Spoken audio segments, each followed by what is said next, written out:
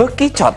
Nah, Yes, barusan pas lagi kalian pemirsa kita juga lagi nih bekicot, siput, keong, yang mana ya? Jangan-jangan salah juga yang saya udah coba ini. Susah ngebedainnya ya.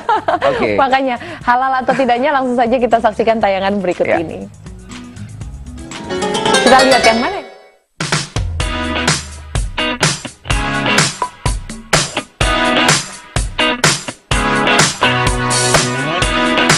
Bekicot dihalalkan atau diharamkan? Mungkin sebagian dari diri kita ada yang beranggapan bahwa hewan bekicot ini merupakan hewan yang menjijikkan. Tapi di lain sisi bahkan ada yang menganggap bahwa bekicot merupakan makanan yang lezat rasanya. Tidak hanya itu, di sebagian negara seperti Prancis ataupun Jepang justru membuat bekicot menjadi sebuah hidangan mewah dan istimewa yang bernama escargot. Makanan ini biasanya dihidangkan sebagai makanan pembuka atau appetizer, dan escargot biasanya hadir dalam jamuan istimewa bagi masyarakat Prancis. Pengolahan bekicot ini memang harus melalui tahap yang cukup panjang hingga bisa menjadi hidangan yang layak makan. Meskipun merupakan makanan yang terbilang cukup unik, penelitian membuktikan bahwa ternyata daging bekicot mengandung kaya protein dan cangkang bekicot kaya kalsium, serta dalam dagingnya masih terdapat banyak asam-asam amino. Pemirsa, bagi yang bisa mengolahnya, bekicot memang merupakan sebuah hidangan yang lezat. Tapi tidak bisa sembarangan bekicot saja. Ada beberapa jenis bekicot yang bisa kita olah dan juga yang tidak bisa kita olah. Ya, seperti yang telah kita ketahui, bekicot atau siput itu ada dua. Ada bekicot yang hidup di darat dan bekicot yang hidup di air atau laut. Bekicot darat itu merupakan salah satu hewan yang cukup banyak spesiesnya. Selain itu, hewan ini merupakan salah satu siput darat yang memiliki cangkang. Di Indonesia dikenal dua macam jenis bekicot darat, yaitu Achatina fulica dan Achatina variegata. Menurut penelitian, fulica telah masuk di Indonesia lewat Kalimantan sejak tahun 1939, sedangkan untuk jenis variegata masuk ke Indonesia bersama-sama dengan masuknya tentara Jepang. Lalu, cara membedakan dua macam bekicot ini yaitu pada fulica memiliki cangkang berwarna coklat dengan garis-garis tidak jelas dan bentuk cangkang yang lebih langsing. Kemudian pada variegata yang memiliki cangkang yang berwarna lebih cerah atau lebih muda dengan adanya garis-garis coklat kemerahan yang lebih jelas dan bentuk cangkangnya lebih gemuk. Tidak hanya itu, bekicot atau siput fulica ini lebih banyak penyebarannya dibandingkan dengan variegata.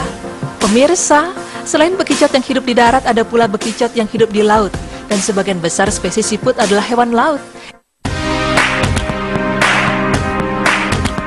Beda bekicot ini dengan bekicot darat yaitu dari cangkangnya.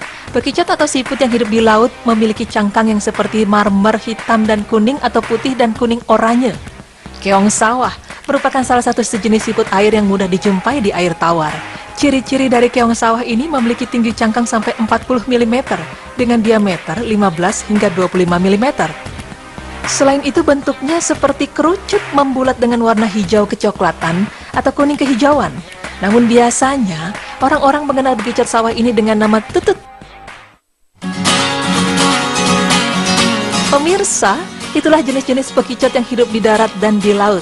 Tapi biasanya orang-orang lebih banyak mengolah bekicot laut untuk dijadikan makanan dibandingkan dengan bekicot darat. Dan escargot itu ternyata menggunakan bekicot laut, bukan bekicot darat. Nah, jika bekicot itu merupakan makanan mewah yang dihidangkan di negara-negara tertentu, lalu bagaimanakah di Indonesia? Apakah dalam pandangan Islam bekicot itu halal?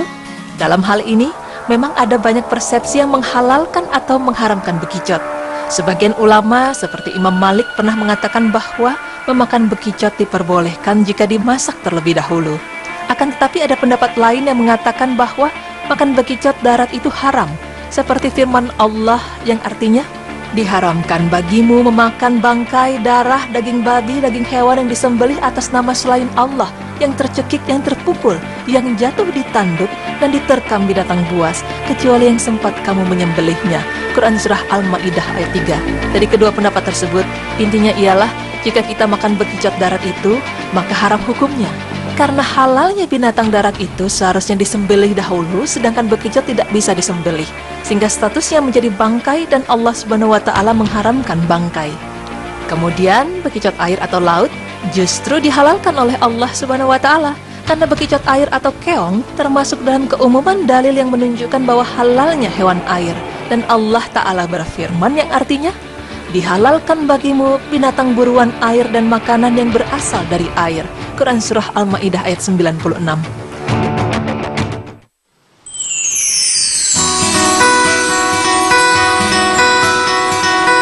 Pemirsa beriman, bekicot itu memang ada dua jenis. Bekicot yang hidup di air dan bekicot yang ada di darat.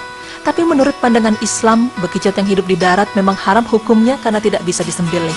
Sedangkan bekicot yang hidup di air memang diperbolehkan karena hal ini sudah ada dalilnya dari Allah Subhanahu wa Ta'ala.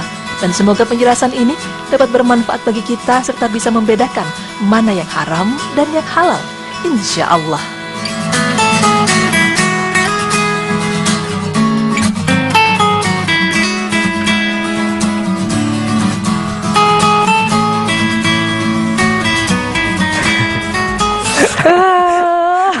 Selamat tayangan tadi ya. Jadi ternyata bagi yang suka escargot ya aman karena halal. Karena bekicotnya itu dari laut ya. Iya, yang jelas kalau dia hidupnya di air itu nggak masalah, ternyata itu halal. Tapi untungnya saya melihatnya aja agak merinding-merinding gimana gitu. Iya, dan yang hidup di darat ya.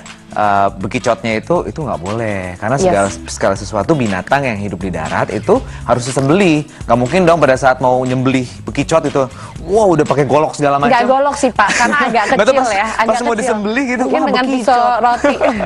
Karena bekicot kan nggak disembelih kan? Ya, tapi alhamdulillah ya, walaupun agak sedikit merinding-merinding lihatnya, tapi jadi tambah ilmu yang baru. Ternyata bekicot halal asal yang hidup di air. Nah setelah ini, tapi kita punya tayangan yang lebih menarik nih. Ada apa nih ya? Menghilangkan merinding semua. Karena kita akan melihat peradaban Muslim di Eropa. Nah, ini pasti menarik nih. Iya, makanya pemirsa jangan kemana-mana, tetap di Berita Islami Masa Kini.